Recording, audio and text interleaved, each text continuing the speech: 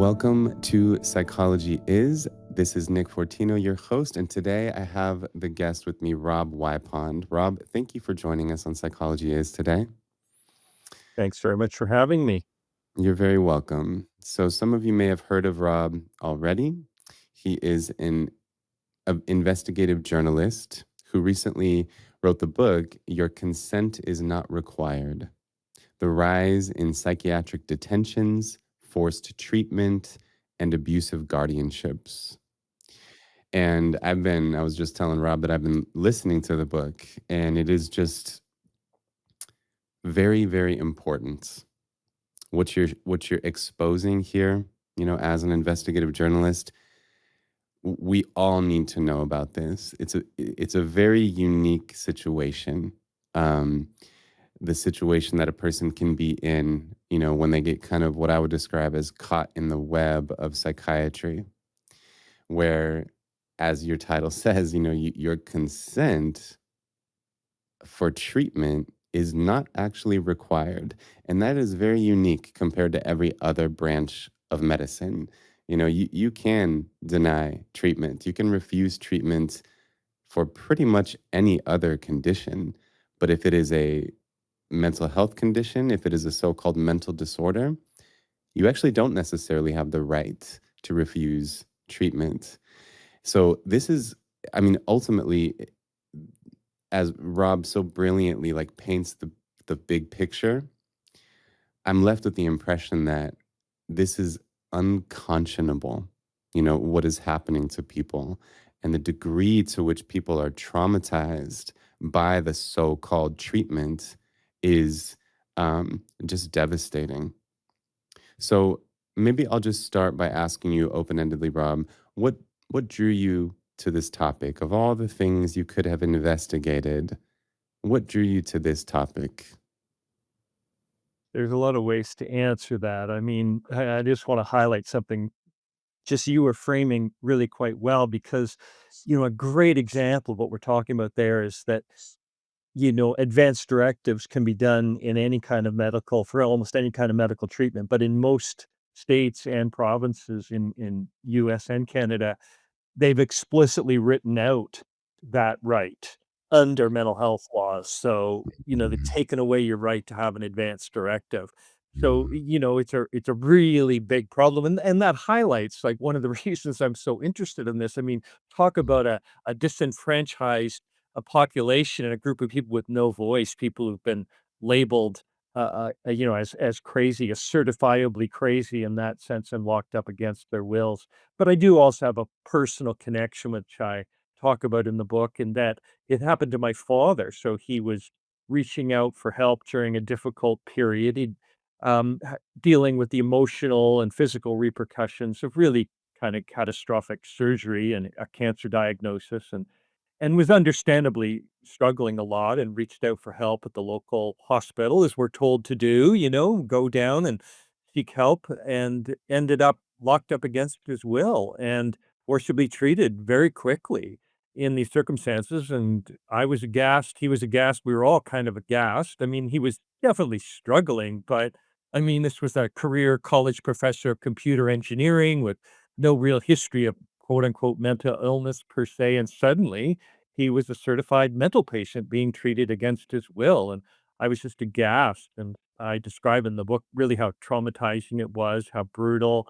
He really got worse and worse over the course of 9 months in and out of hospital until really finally, basically, my mother became his caregiver and we got him out of the system. And then gradually he essentially cured himself over time, but the I was aghast at what had happened in the hospital, and I started to research to find out who else it was happening to, what was happening to them. Mm.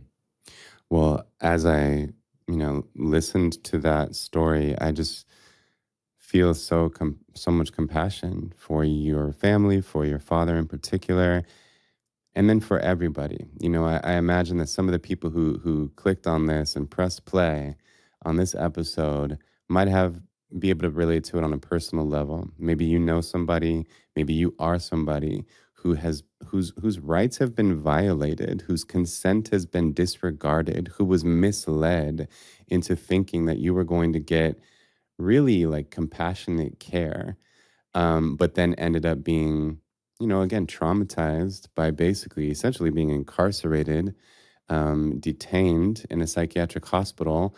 And then, I mean, I'm just gonna say this because it kept coming to my mind that this really parallels like rape.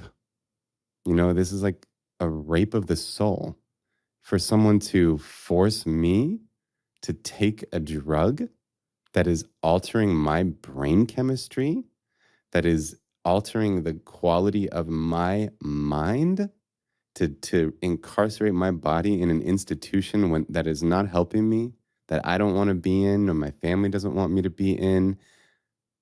I hate to put it so kind of bluntly like that, but that's the word that kept like coming to my mind as we're talking about this. This is a sort of psychological rape.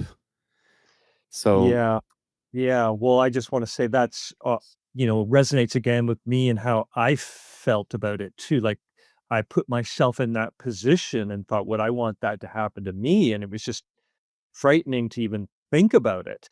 And the comparison you make is very apt, because often there are security guards, and in the case of my father, he was forcibly electroshocked, like literally knocked out, and then, electrodes put on his brain against his will and shocked at really quite an intense level of shock when you look at the the amount they use, given these drugs, so you're forced to ingest these drugs. There's a lot of physical coercion involved.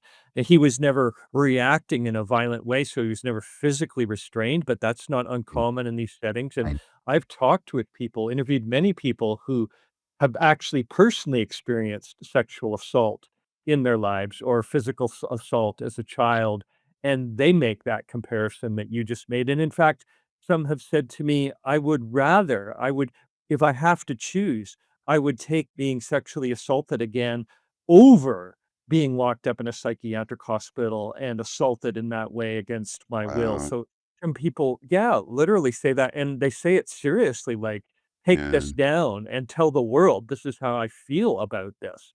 And so I think that's the real discussion in a way we need to have. Often it's sort of, kind of all dressed up in this fashion of like, "Oh, well, maybe it's a civil rights concern," and it definitely is a civil rights concern, but it's much more than that. It's a concern Mm, of violent abuse perpetrated by the people who you're reaching out to for help and you're mm, expecting to help. And people find it really that's why they find it so traumatizing, is often these interventions are very, very, physical as well as emotionally mm, intimidating. yes, that puts it into perspective. So I would love to kind of mm, um, explain, or have you explain, how how do we get to the point? How does a person get to the point? What does the process look like? And I realize this might be kind of remedial. Some people might already fully understand this, but what does it look like? How does a person get forcibly hospitalized and drugged?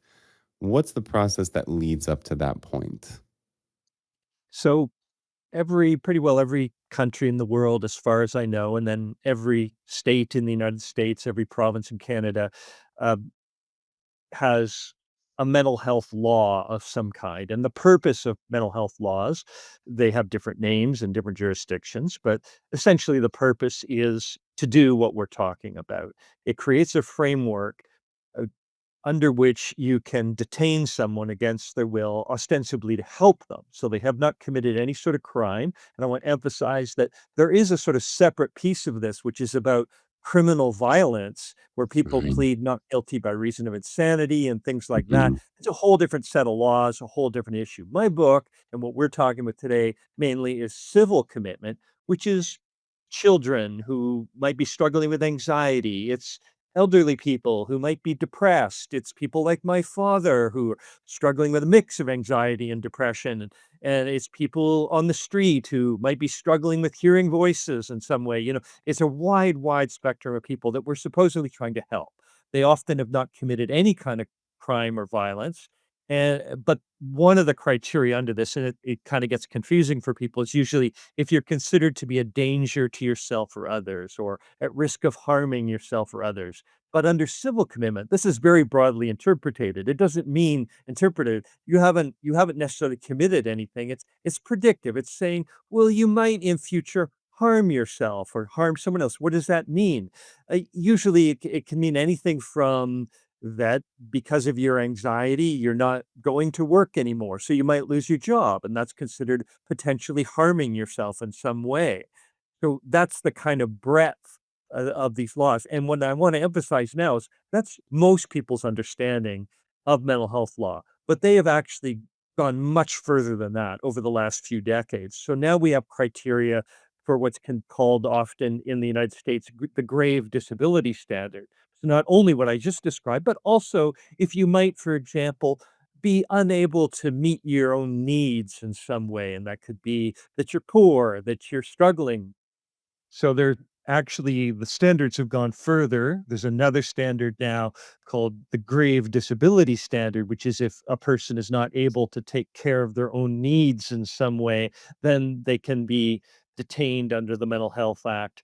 And then it's gone even further in many states now, and they have a kind of deterioration criteria. So if you might experience some sort of mental or physical deterioration, and this is very vaguely and defined, not really defined at all. But if you might experience some kind of deterioration as a result of a mental disorder, then you can also be detained and potentially forcibly treated. So my point here is that the laws are becoming increasingly broad, Mm. contrary to common public knowledge about this, and allow a much wider spectrum of people to potentially be detained. The problem Yes. is, or one of the problems is, it's so subjective. And so everybody can tell a story. But I know somebody who, in my opinion, really needed something or Um, other. And they'll say, and he was never detained. And that's true because it's a very subjective. The criteria aren't clear at all. And so right. any individual psychiatrist or institution, their beds may be full, or they just may have a certain attitude about the types of people they're more likely to incarcerate than others, and so on and so forth.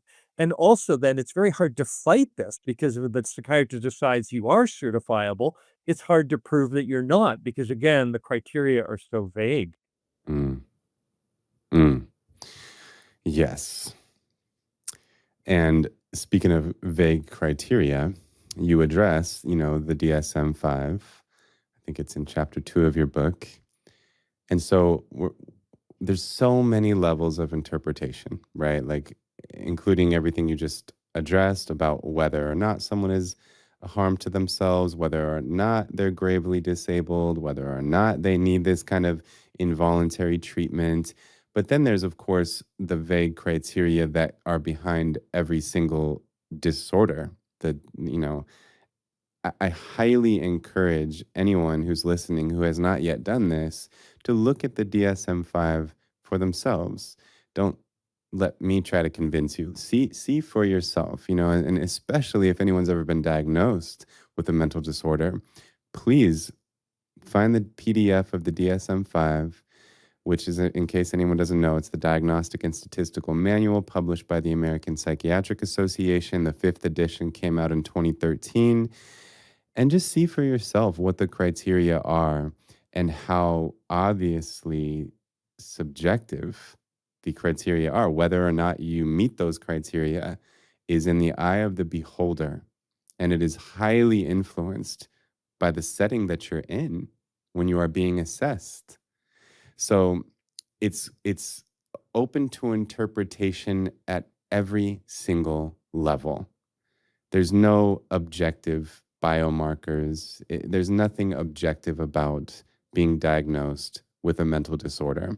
And whether there's any benefit to being diagnosed is a different question. I understand that the perspective that there can be some benefit, to being diagnosed with something. So we can go there later maybe, but the point right now is in such a high stakes situation where it's possible that you would be like removed from your home, involuntarily detained, forcibly drugged, that can happen and the calculation for whether that should happen is highly subjective, is part of what makes all of this so unconscionable. So I'd love for you to maybe speak to this point here. Just even though it may be remedial for some listeners, just the nature of mental disorders and how they're diagnosed, and your thoughts on the DSM. I'd love to hear about that from you, Brad.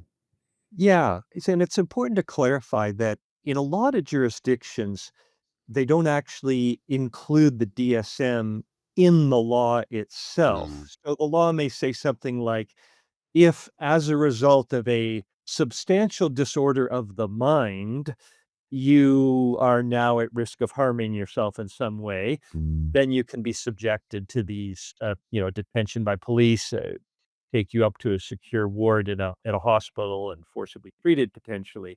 So that's kind of how it's worded. That said, in the actual cases, if you get a hearing, if you protest and you ultimately get a hearing, the doctor's diagnosis is usually taken very seriously mhm, by the court, and so then the DSM will be in play. Also, increasingly, jurisdictions are just throwing the DSM into the law. So we saw this just mm, recently in California, where they are rewriting their Mental Health Act and just whole hog throw the entire DSM. It's hundreds of weird and strange and disorders and extremely common behaviors all yeah. into the mental health law. So it basically says you have Mm, a mental disorder for the purposes of involuntary commitment if you meet any of the mm, criteria in the DSM. So it's huge because as we know from testing, even under highly controlled laboratory conditions where doctors are specially trained, that there's not a high level of reliability.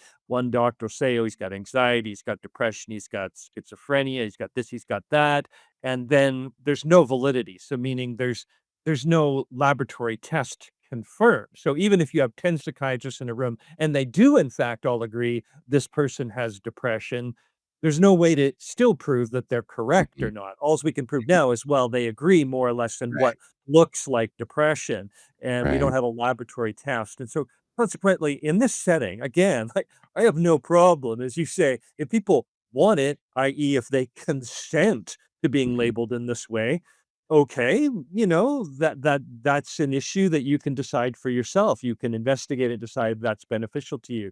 But when someone is actually saying, I don't want to be labeled with a mental disorder, I do not agree, I do not believe it, and this is part of the procedure of getting them subjected against their will, potentially to incarceration and treatment, then I have a big problem with mm, the use of these highly subjective criteria.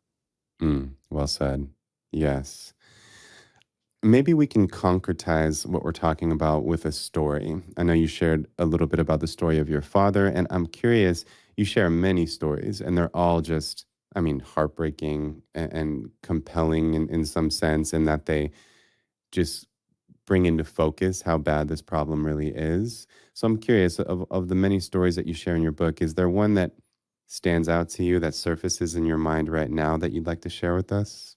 You know, it's funny, you would think they'd just come pouring out of me because I just wrote a whole book. There's stories, as you notice, in every single chapter of the book, and I do Mhm, think it's very important to hear those voices, the people who've actually personally been through this. Their voices are extremely important, and it's always a little bit hard to decide because is, I wrote a book for a reason. It's to show the enormous mm, diversity of people this is happening to.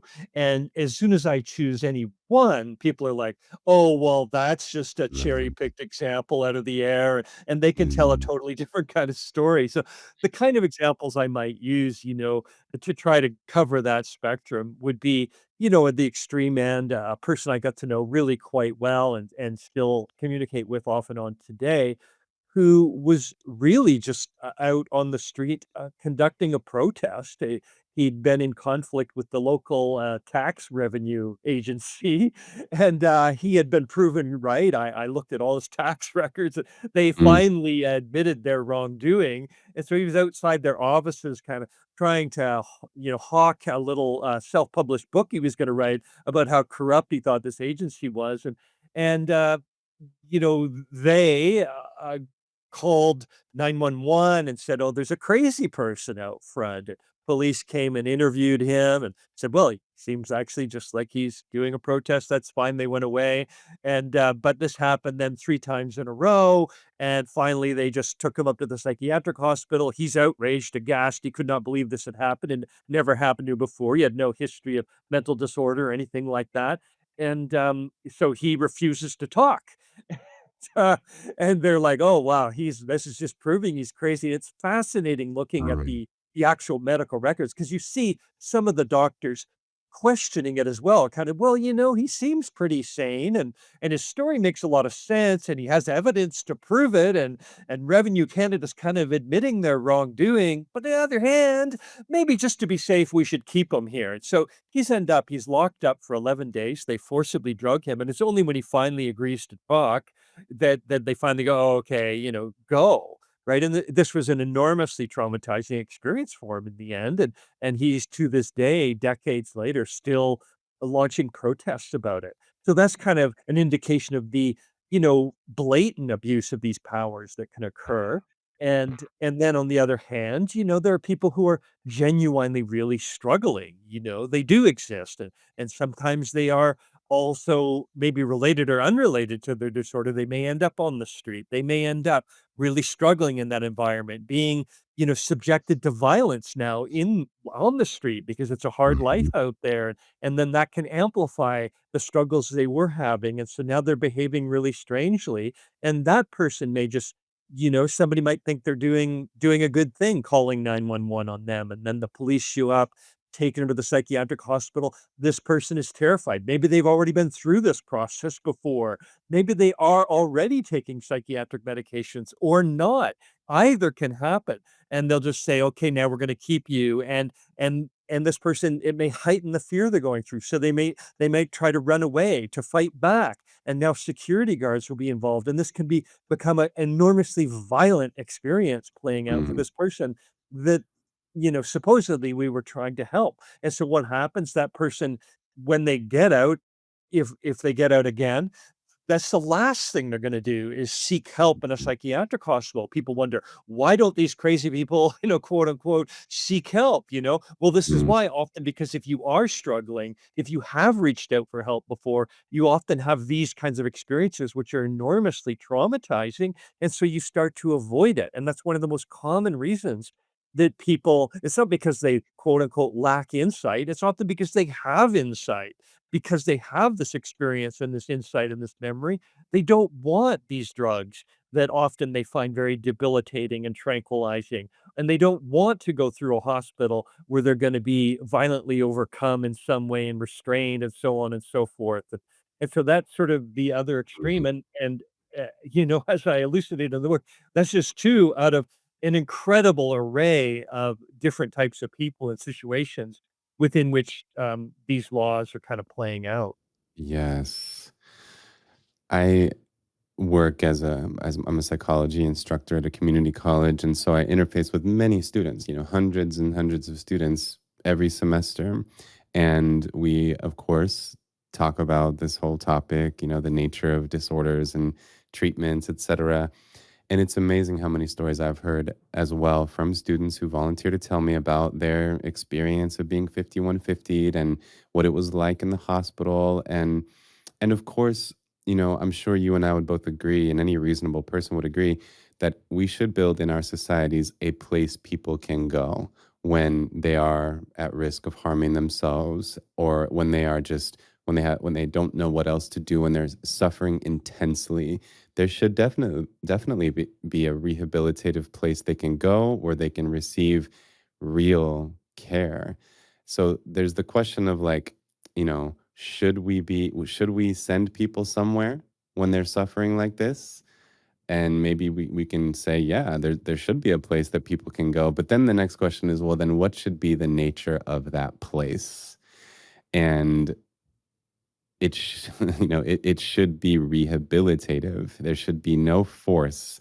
It should be all consensual. It should be, I mean, there's so many things I think it should be. I mean, it should be humane in every sense. It should be a place where a person can get their basic needs met, where they'll be treated with dignity, where their individuality is preserved, where they're shown respect, where they're taken seriously, where they're treated like a sane person who is suffering. But that is just so far from the nature of the place we send people when they're suffering intensely. So I'm curious if you could help kind of color in this picture here of the nature of psychiatric institutions, of psychiatric hospitals. What are they like for anyone who hasn't been there? Generally, they're abysmal. Like, you might have a super high-end one here or there in America, a privatized institution, if you Mm. could afford it kind of thing, that's, more of a model or Oh. something, but they're just so rare, more often what you're getting is just a kind of it's a hospital environment, so it's not necessarily, um, you know putrid and, in that sense, right? It's just the kind of typical from what I've seen and read about is just a sort of sterile, bland Mm, hospital environment, and then worse than the typical area of the hospital where people are being treated for other conditions, because here it's sort of darker and bleaker and people are used to a sort of they're kind of more embittered because they're not really able to help people a lot of the time, and there are some people who are really struggling, and there's a certain kind of, intimidation and violence there. You don't have visitors coming and going with as much ease as mhm, they do in other places. The patients themselves can't come and go. Their rights are restricted. So it's just it's dark. It's more like a prison environment than even a bland hospital environment in that mm, sense. And that's one mm, of the reasons that people often want to leave as soon as they mhm. get there, because they quickly Right. realize, "Oh, I'm depressed, and this sure isn't gonna make me feel better," or "I'm anxious, and these security guards sure aren't making me feel less Mm, anxious." People see that very quickly and often want right. to go, and that's when a voluntary patient like my father gets transferred quickly into being an involuntary patient, Right. often because, again, they have a lot of insight. So that's part of it, and I wanna highlight what you just did too, is this is particularly traumatizing for children, and we do it to children a lot. In fact, the best data we have shows that this is the age group that's being involuntarily committed, uh, ever more. The statistics show that they're the fastest rising group. And that's because schools seem to be using it as a mix of both a punishment tool and a helping tool. And that highlights again what you were just talking about, that the laws currently are kind of being used in both ways. Sometimes we're justifying it as, well, it's a policing intervention. This person's dangerous. And sometimes we're justifying it as, this is a helping intervention. We really want to help this poor person. And what I'd like to highlight is that we need to separate those two things out. It's not good to have an institution that's supposedly, mandated to do both, Good at the point. same time, i.e. a psychiatric hospital or psychiatric ward, because it Mm, tends to end up defaulting to the policing role rather than mhm. the helping role. And really, much more ideally, these things would be such a nice, welcoming, helping, warm environment. People in distress would want to go there, and if they Yeah, got brought there, they'd wanna stay there, and right. that's not what's happening right now, and so the Such a good point. policing role is becoming ever stronger in a lot of these institutions. Such a good point. And if we were to separate those out, the size of the policing institutions would be way smaller. The number of people who need that is minuscule compared to the number of people who need just humane rehabilitation and compassionate support. So that's a really good point. What you say about children too. I mean, rage wells up within me when I analyze the data, when I hear stories, when I observe the violations occurring to children. It's just like it's rage. That's the emotion. I can't believe that this is happening and that it is so incredibly normalized.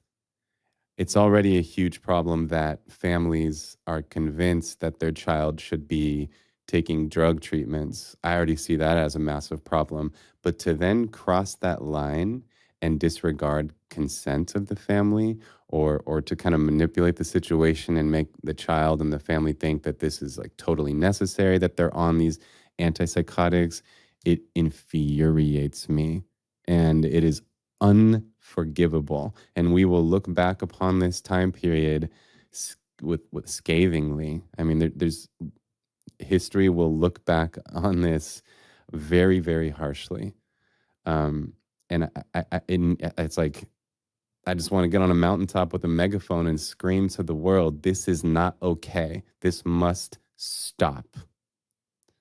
Yeah, Ah, the Tampa Bay Times did a great series of investigative articles, mm, particularly on the rising, use of mental health laws against children and youth in Florida, and, so devastating, and the rates have been going up so rapidly that the government has mandated an effort to try to get it under control and bring down those numbers of the last few years. But yeah, the stories that were being relayed were just absolutely brutal to read. Children as young as 6 being handcuffed, and taken up to psychiatric hospitals. Young women and men being, put in these, in institutions with much older people and being sexually assaulted in the institution by fellow patients or by the staff there, because a lot of these institutions are very poorly regulated, and that's, a whole series of sections in my book is the poor oversight and regulation of, mm, of these facilities. And so it's not uncommon at all, unfortunately, particularly in the area of children and youth care, because a lot of these institutions are, the power imbalance is even bigger, right? And the physical power imbalance between full grown adults and small children is so extreme that a lot of the institutions that are caring for our children and youth in this area are notoriously abusive. And, and people like Paris Hilton have been trying to highlight that. She was yeah, victimized by one of those yeah, institutions in earlier in her life, and they still exist today very much in the same kind of vein. mm. And I keep wanting to like make sure this all like with the rubber meets the road for people, and that this doesn't sound like some abstract problem that doesn't relate to people, because I think it's important for any listener to realize that even if you don't know anyone who's been subjected to this sort of forced treatment, or if you haven't personally, you could be. It doesn't, it wouldn't take much for one of your behaviors, for something you do, to be framed as being reflective of some kind of insanity, and then to be against your will hospitalized and drugged, and then to realize that once you're in that situation, it's very difficult to prove you're sane. It's very difficult to prove that this is not appropriate for you. And I'm reminded of, and of the famous study which was published in 1973 called "Being Sane in Insane Places." And I actually pulled it up, predicting that I would bring it up in our conversation here. And so, Rob, forgive me if you touched on it in the book, and I don't want to go on and on about it if you're already aware of it. But before the listeners, this to me is one of the most important experiments in the history of psychology. And again, the title is "On Being Sane in Insane Places," published by David Rosenhan. And in this experiment, David and 7 other highly functional people uh, reported symptoms that they knew would get them a diagnosis. And in this case, it was of schizophrenia, and that would get them hospitalized. So they feigned symptoms, because what they wanted to experiment was, once they were hospitalized, would they be able to prove that they didn't belong there? And the short answer is no, they were not able to prove that they didn't belong there.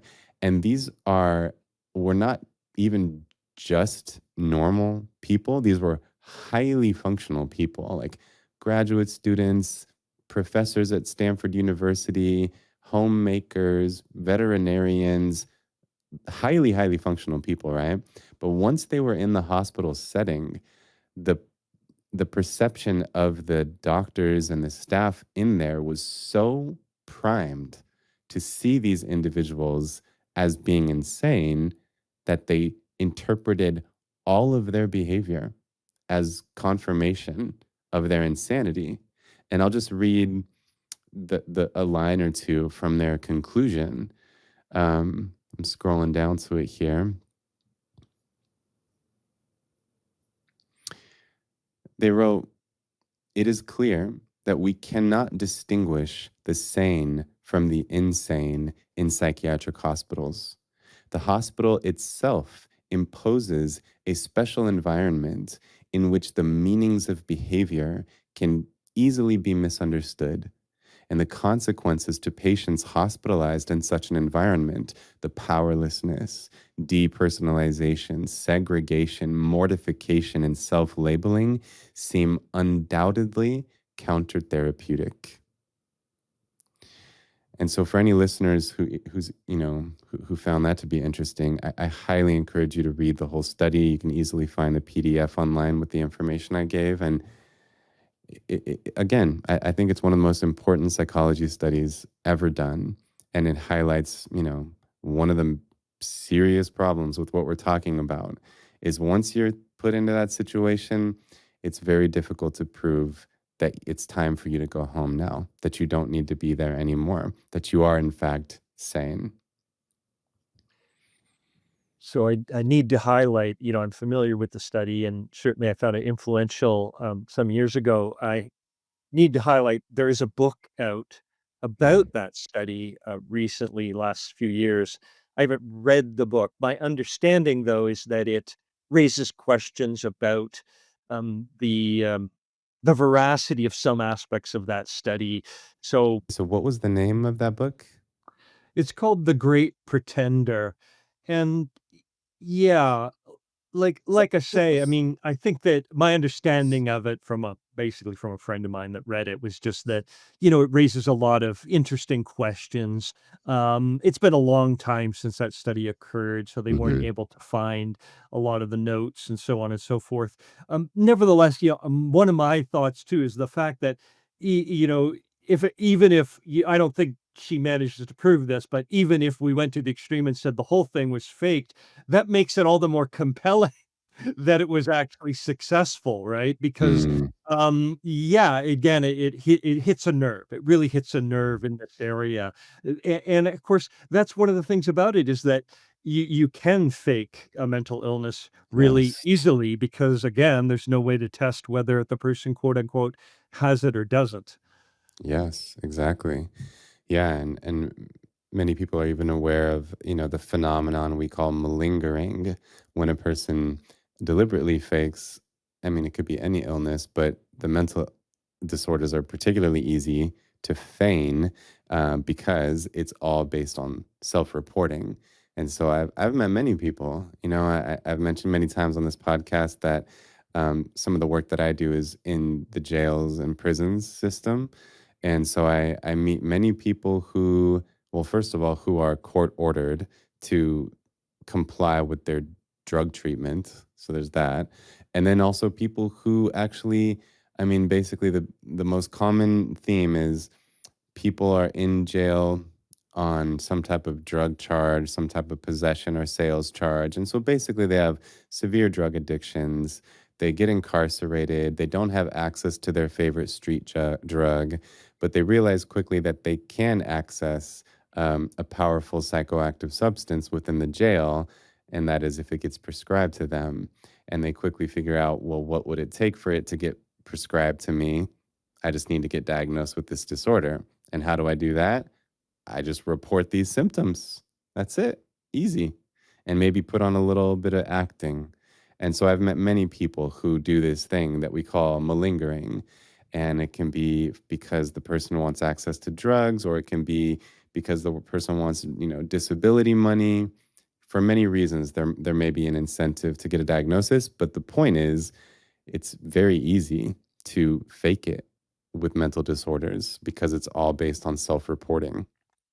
Yeah, Um, one of the things we see consistently in the research literature is that if you expose a wider number of people to being screened for mental disorders or being interviewed, seriously examined for mental disorders, you will find a ever higher percentages of people being labeled with mental disorders. It's consistent. It's never going in the other direction. right, The more right, people you expose, the more you diagnose. exactly. Yes. Well, I want to bring up something that you might be well aware of, but I don't know how many audience members are well aware that in 2023, the World Health Organization and the um, United Nations published a document that is widely known as the guidance. And it's guidance being offered basically to, around legislation, around mental health legislation. And the mission is to make mental health legislation be more aligned with international human rights standards. Because right now, it is not aligned with human rights standards. And your book to me is like such a prime investigation and example of all the ways in which human rights are violated with mental health legislation. And so, all I'll do right now is just read a few of the bullet points that are published in this document, which is, I think it's a couple hundred pages. Um, and so, there's a section here right in the beginning where they say, why is the guidance important? So, the first bullet point says, a fundamental shift is required within the field of mental health. And they go on to say stigma, discrimination, and other human rights violations continue in mental health care settings. There's an over reliance on biomedical approaches to treatment options, inpatient services and care, and little attention given to social determinants and community based, person centered interventions. Legislation can help ensure that human rights underpin all actions in the field of mental health. And then I'll just read a couple more bullet points. One is most legislation on mental health fails to embrace a rights based approach. Um, international human rights International human rights law requires non discrimination and respect for all human rights in the implementation of the right to health. And the international human rights framework requires a transformation in the way mental health services are provided. And I'll read a little bit more about that one. So it says, all persons should be able to exercise their right to give free and informed consent to accept or reject treatment in mental health systems. Denial of legal capacity, coercive practices, and institutionalization must end. It's almost like the UN and the World Health Organization read your book, as part of what informed them Yeah, about. they were ahead actually, and it's amazing. Tina Minkowitz, a lawyer and a person who personally had experienced involuntary commitment and forced treatment in her life, and went on to become a lawyer. After that, was a key player in the development of the Convention on the Rights of Persons with Disabilities, representing people labeled with psychiatric disabilities. Yeah, it was transformative process that the United Nations ran around the convention, and then that led ultimately to them declaring that forced treatment and involuntary commitment were not in alignment with the Convention on the Rights of Persons with Disabilities and needed to be abolished. And Mm, the World Health Organization has since agreed and has issued a number of guidances over the last few years of that are very strong, surprisingly strong. I'm used to these mainstream institutions in health really defending a forced treatment, even though we have next to no evidence that forced psychiatric treatment actually helps anyone, and that's important to put, like, that was part of the reason they landed here is they were looking at the scientific evidence and finding that there's no evidence that it helps people, and a lot of evidence that it hurts and harms and traumatizes people in a lot of different ways. So that was part of it as well. And So yeah, it's great. I think it's really important work, and unfortunately, though, even the countries that have signed on to the Convention on the Rights of Persons with Disabilities have been resistant and reluctant and to implement this particular part of it. So we don't I think there may be one country that's moving in the direction of trying to abolish forced treatment, one that I know of, but most aren't getting anywhere close and are simply entrenching and are saying, well, that one we didn't agree to, the and so on. So right now, it's basically a flag we can hold up, but it's not something that countries have to abide by. And what is that one country? My understanding is that it's Brazil. That I don't know a lot about it, so I don't want to speak to it. But anyone who's interested can have a look. There's a couple of Latin American countries that have been more respectful of the convention in that sense and are moving towards it.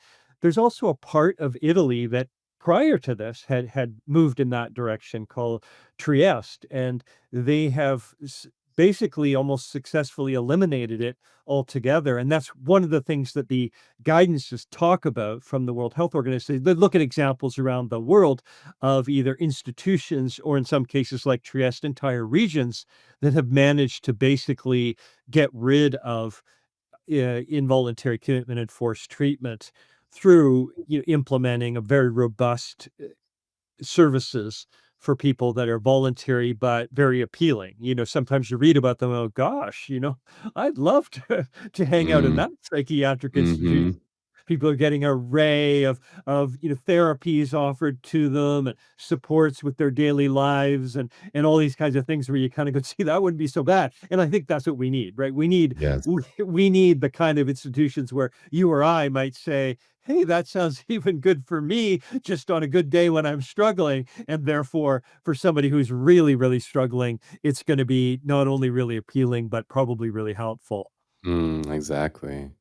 So what do you see as the biggest roadblocks to getting to that point, in any country? I know that might be a different answer depending on which country we're talking about, but generally speaking, what's in the way of this transformation? Yeah. Well, I have a whole chapter about it in my book, and a lot of people get kind of frustrated because, a lot of people, when they're reading a book like this, they're like, okay, tell me the solutions. And one of the things I say is there isn't a one size fits all solution. If you look for that, you're going to end up back where we started because that's one of the problems with the mental health system that currently exists. The involuntary commitment system is trying to solve, a wide array of very different types of problems with very different types of people with this one hammered kind of solution, and it really doesn't work. So I look at it, and what I highlight is we have actually an amazing array of possible approaches here for all kinds of different situations, and almost none of them are being funded in any meaningful way. And the reason for that is because both the legislation and the funding right now is going into the medicalization of Mhm, problems. So doctors, medical trained physicians and psychiatrists are the supreme authorities under mental health laws. And so they have the final decision making powers. And that means that almost no kind of alternatives, no kind of options are available for people other than medications or electroconvulsive shock therapy. And these are not particularly effective tools in this environment. And so, but they're dominant. And so I just think if we change that, make it, for example, make the legislation put in power an interdisciplinary team of some kind so doctors, physicians don't have the final say. They're still an important part of it. There are some people who really respond to these medications, really appreciate them. Great. Like have them part of the team, but not as the final decision makers. And mhm, that's a more broad um, idea I would bring across society as a whole. I think what's happening right now is we are reframing and redefining too many different types of problems as quote unquote mental health problems. And then mhm, people are getting sucked into these systems. One of the big mm, ones that we see every day is lack of housing, a lack of practical supports for people who struggle in their housing. These are real problems. They're desperately underfunded right now. Governments have, in fact, gotten out of funding in that area over decades. And so we're seeing the kind of homelessness and struggles there that we're seeing. Housing affordability at the same time has become really problematic for a whole other set of reasons in our society. Real wages have not risen with the cost of housing. And so that's another reason we're seeing these uh, rises in homelessness. And so it's a whole different problem. And the solution for that really is more affordable housing and supports for people who might struggle to stay in their housing. Those Mm, work, they've proven, they just need more support. But then we can go into like the school system. Why is the school system using involuntary commitment powers in these ways? And you work a bit in that environment. It sounds like so you might have some ideas around that. I'd suggest, yeah, like class sizes are too big. We're training these people like teachers and administrators are trained. If a child so much as mentions suicidal feelings, oh, they have to go up to the psychiatric hospital. We've created insurance liability problems around that now. So we got to mm, back up from that again. I've talked to social workers that 10, 15, 20 years ago, they had no problems talking with children who were having these kinds of feelings because it was common, and they would mm. just talk with the children, and that was the solution, right? I And so know. we got to get back to models like that. What's a non-invasive way of talking with children about feelings that they might have that are fairly common around distress, anxiety, and suicide, and not immediately turn to these carceral tools, these policing tools. So yeah, we can go on and on about it, but basically we just got to turn the tide here on the medicalization of distress that has really gotten out of hand. Excellent answer. And, summed up nicely by the last statement you just said, getting away from the medicalization of these issues. Yeah, I love that. I love the idea of there being interdisciplinary teams that make decisions, much like a board of trustees would make decisions, where there's kind of equal voting power from each member, as opposed to the singular authority um, being the person who's trained to see things in a very medicalized way. That does seem like a crux of the problem here. Yeah, excellent answer. Um, and then who benefits the most from the system as it's currently running, as it's currently operating? Like whether we're talking about monetary benefit, benefit of retaining power, who benefits? I mean, I know one easy answer is like the pharmaceutical industry, but I'd love to hear you just speak on this. Who are the beneficiaries of the system as it currently is? This is another thing I looked into, and the dominant narrative out there is that the mental health system is desperately underfunded. There's a shortage of beds and so on. And I show that, in fact, we have more beds today, and per capita funding is much higher. It has gone up consistently for decades, and that doesn't mean that there aren't problems in the system. Mm, That's one of the issues then. If you understand that, you understand we actually have more beds today than we did back in the era of asylums. We actually have more mental health funding per capita than we had back in the era of asylums. You understand that, then you say, well, then what's going wrong?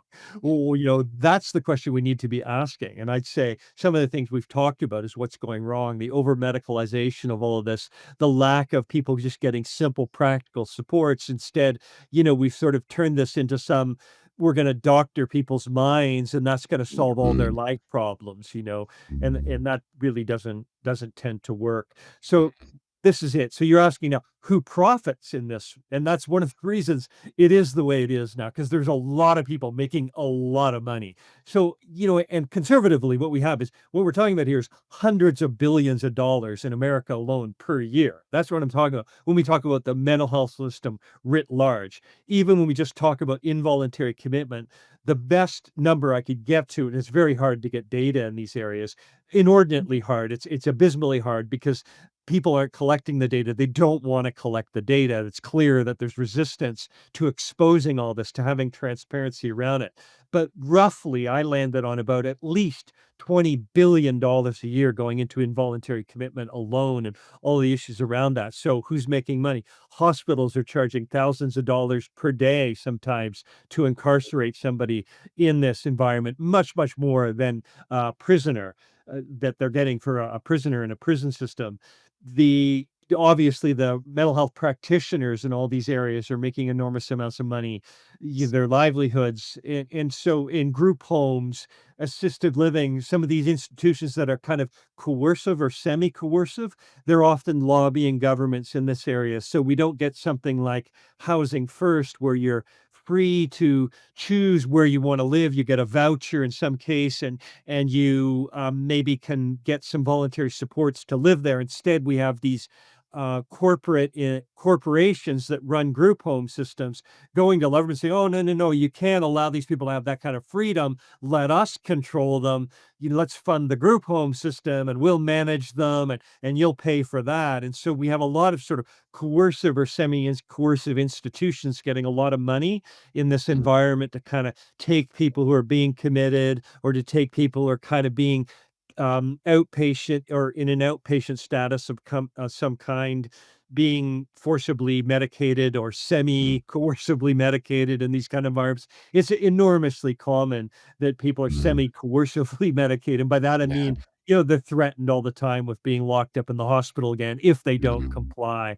So yeah, there's a lot of big players in this environment, big corporations making a lot of money. And there's so much money being made that we have some of the biggest psychiatric hospital chains in America going back repeatedly to the Department of Justice, being penalized by the Department of Justice for tens of millions or even hundreds of millions of dollars for locking people up against their will who did not meet the criteria for commitment.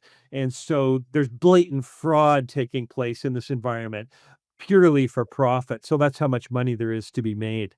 wow. Can you explain that last part a little bit more with the Department of Justice and who exactly is being penalized and by whom? So, yeah, so we have Universal Health Services, which has 200 psychiatric hospitals in America. Acadia is another big health corporation, the second biggest for healthcare, for psychiatric care, and both of them have been sued by the Department of Justice for detaining people in their hospitals against their will and keeping them there locked up until their insurance runs out. So these people may even be wealthy enough to have good private insurance, or the hospitals may be bilking Medicare or Medicaid, often both in these environments. And so the Department of Justice will sue them, and there'll be a settlement. And so we've seen some settlements for uh, tens of millions of dollars, and one for Universal Health Services was for $117 million, where they essentially, quote unquote, didn't admit to it, but settled. And the accusation that the Department of Justice was levying was very clear in its wording, that they were detaining people who did not even meet the criteria. We talked earlier about how broad and vague these criteria are. These are Mhm, people who didn't even meet those criteria. So, mm, an example is you might go respond to an advertisement saying, "Hey, come for a free mental health assessment." And you go up there and you take a little screening exam just because you want to kind of know, hey, do I meet some criteria or not? And by the end of that, they've decided they're going to lock you up, and you're just locked up immediately. You're not allowed to leave that instant, that day. And in some cases, then these people were able to actually subsequently sue for fraud. Say you didn't, I didn't really meet these criteria. You did it on the basis of like a 10-item questionnaire I answered, where I wow, said, "Yeah, I felt a little bit sad over the last few mhm, days."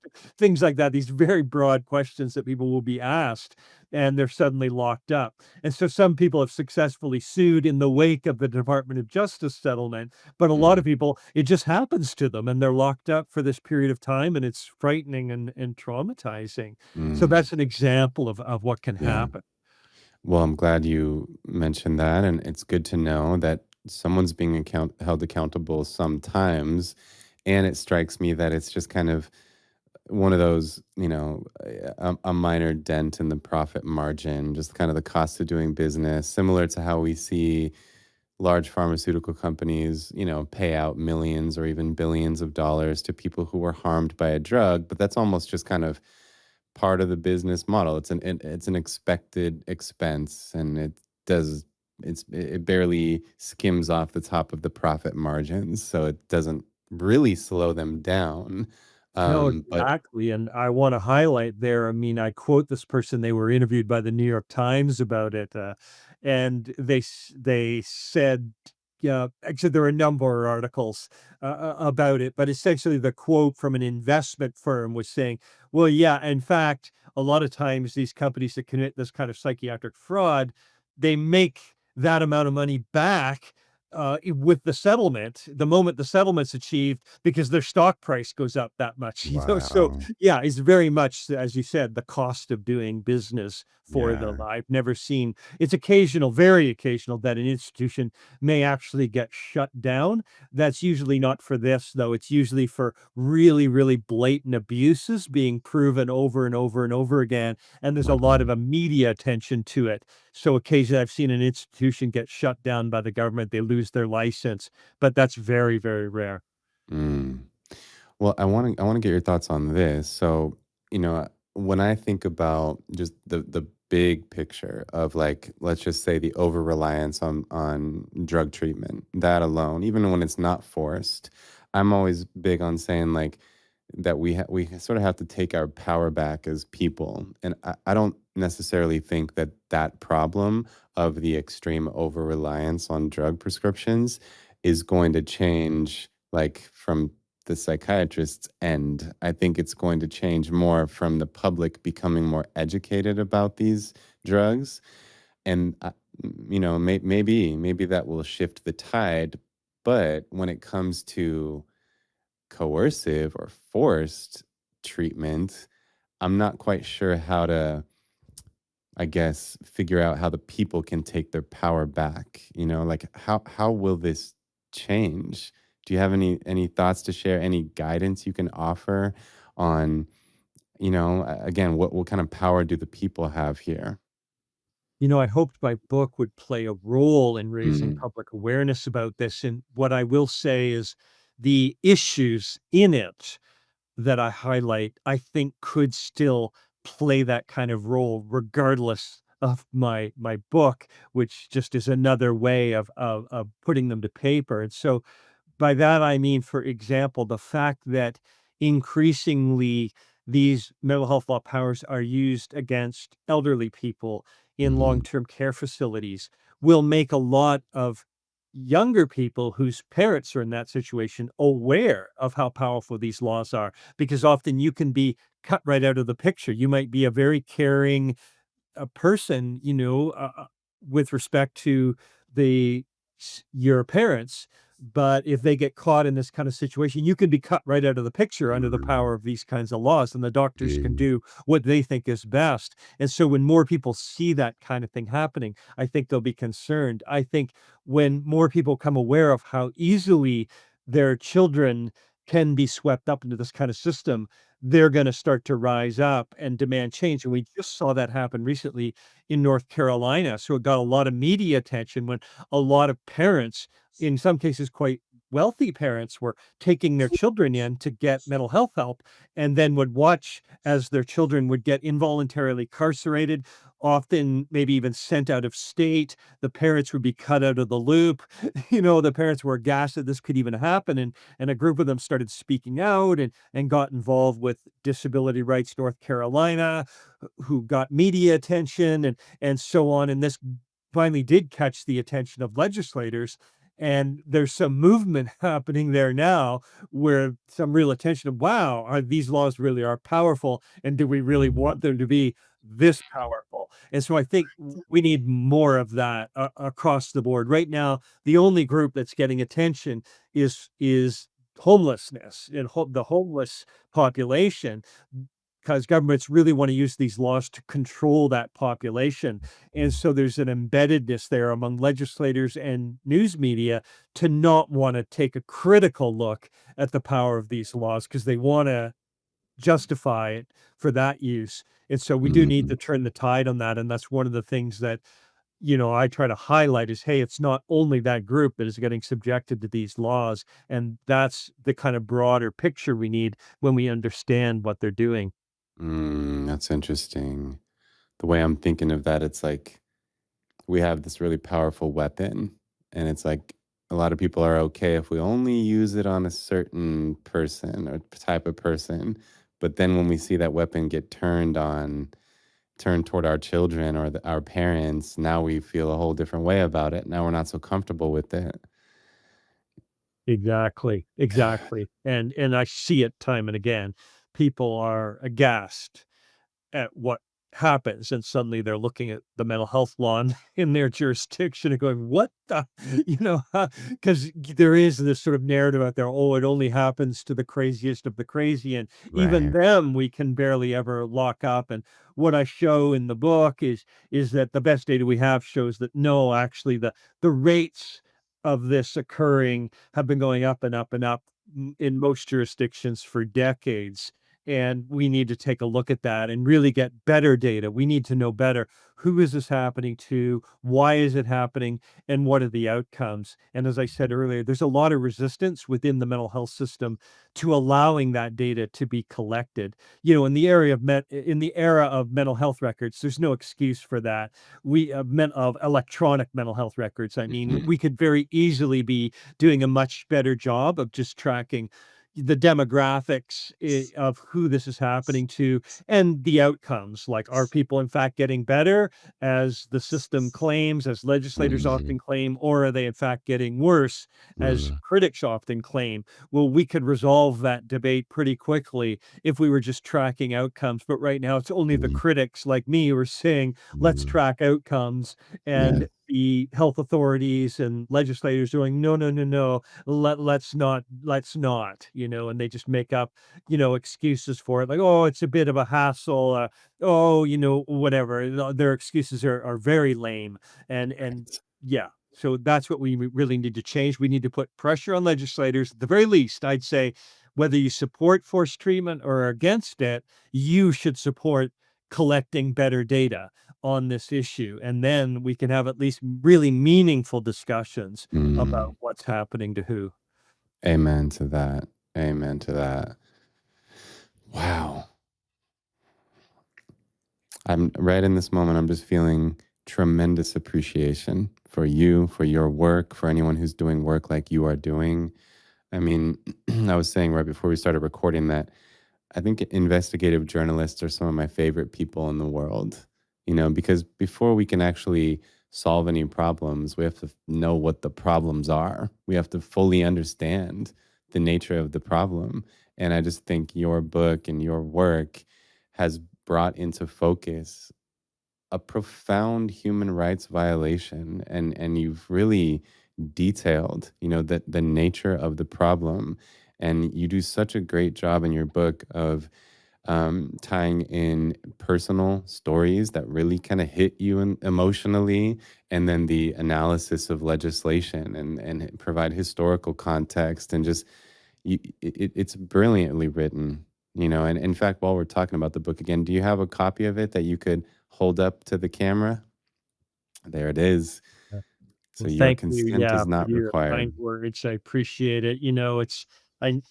Special people that, it's a hard book. I have to admit, right? Like, and some people kind of say, I can't, I can't enough. I sort of understand that. Like, I Hmm. wanted to educate people about this dark side, but I hope too within there, a lot of the people who've gone through it in every chapter, I feel like there are little secrets and nuggets being shown there of how people learn to navigate through these traumas and find get their footing again in their lives and all of Hmm. that. And so I hope that there's a bit of that in there still. But yeah, Yes. it is tough. And I appreciate, thanks for, having me today, showing your interest in this. And we just gotta, yeah, I think the more people who are just aware of it, I think the better. And it's a warning too to people. One of the services I wanted to provide with the book and by doing talks like this, uh, is to just let someone know that, "Hey, this can happen, and I hope it doesn't happen to you." It doesn't happen to everybody, there's lots of people who